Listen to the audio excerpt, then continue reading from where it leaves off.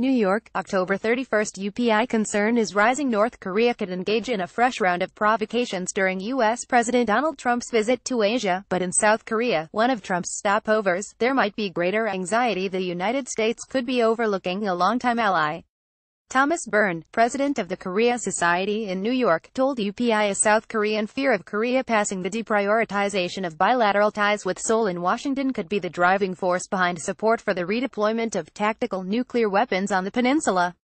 Referring to a recent Gallup Korea poll that showed 60% of South Korean respondents were in favor of tactical nuclear weapons, Byrne said there might be anxiety over North Korea's provocations but also a growing belief South Korea should nuclear arm itself, although that is not South Korea or U.S. government policy. The underlying fear is the United States will not be responsible for South Korea's protection, but Byrne said such concerns have been way overblown by Korea watchers who are not highlighting other key developments.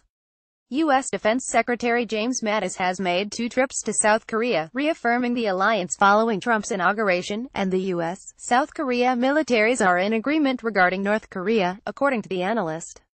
"I don't think there is a gap in the stance against North Korea between the South Korea and U.S. militaries," Byrne said, adding the recent 49th Security Consultative meeting between the two countries underscored a strong alliance. But Byrne, a former analyst with Moody's Investor Services, said he, like others, is puzzled by the diplomatic vacancy at the U.S. Embassy in South Korea. "I'm perplexed by the Trump administration not moving forward on getting a U.S. ambassador in Seoul," Byrne said. "I don't know why this hasn't happened." Recent press reports had mentioned former George W. Bush White House staffer Victor Cha may be tapped for the top U.S. diplomatic post in Seoul, but the Trump administration has yet to make an official announcement on the appointment. Some of Trump's campaign rhetoric have also left South Koreans with the impression the president does not have a sufficient grasp of the cost-sharing Seoul has undertaken to keep U.S. troops on the peninsula. Trump is expected to visit Camp Humphreys, a newly expanded U.S. military base. Byrne said South Korea paid more than 90% of the base's costs, estimated to be over $10 billion. "I think Camp Humphreys is a very good demonstration that Korea is shouldering a lot of the burden," Byrne said. Trump may also be aware of planned changes under South Korean President Moon Jae-in, who has agreed to increase defense spending as a share of GDP while in office. "Right now it's either 2.4 or 2.5%, Byrne said, adding Moon may bring it up to 3%.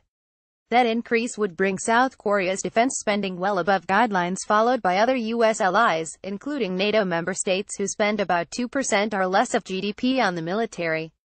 Transfer of wartime operational control, or OPCON, to South Korea has also emerged as a major talking point in bilateral issues. According to a recent South Korean press report, the two sides agreed following the Security Consultative meeting held last week to develop a plan by late 2018 to return OPCON to Seoul's military. But the more important issue is whether the two militaries are very well coordinated, Byrne said. "If OPCON transfer leads to some distance or some gap in communication and coordination, then it would be a major issue," the analyst said.